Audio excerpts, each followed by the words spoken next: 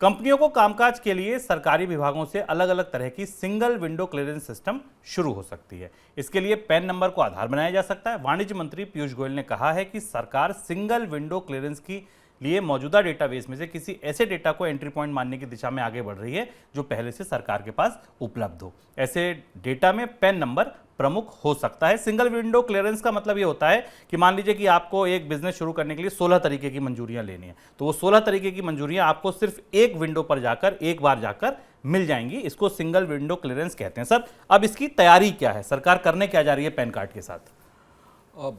सरकार ने एक व्यवस्था पिछले साल से शुरू की थी, हालांकि अभी तक ये पूरी तरह लागू नहीं हो पाई।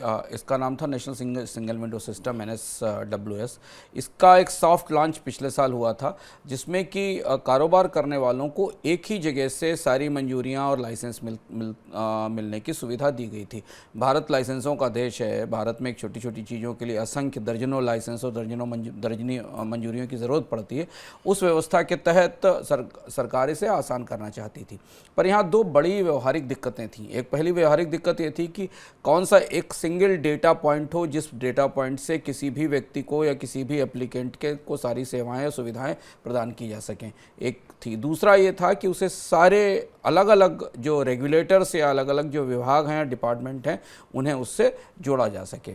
आज अब सरकार की कोशिश ये है कि वो एक जो नेशनल सिंगल विंडो सिस्टम है उसमें जो कारोबार करने वाला व्यक्ति है उसकी के आवेदन में उसके पैन नंबर को आधार बनाएगी और उस पैन नंबर का आधार बनाकर उसे बेसिक डेटाबेस मानकर उसे सारी मंजूरियां दी जाएंगी, जिससे कि उसे अलग अलग जगह आवेदन ना करना पड़े और उसी एक नंबर से उसका पूरा प्रोफाइल ट्रैक होकर उसे सुविधाएं मिल जाएं।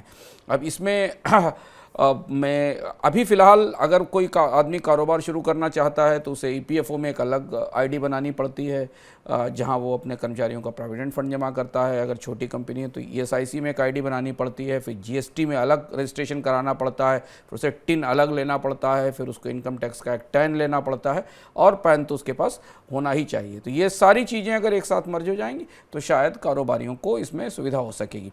इस बात की संभावना है कि इस बार के बजट में सरकार इस स्कीम की घोषणा भी करेगी और उद्योग मंत्रालय ने इसे लागू करने के लिए वित्त मंत्रालय से बातचीत भी शुरू कर दी है।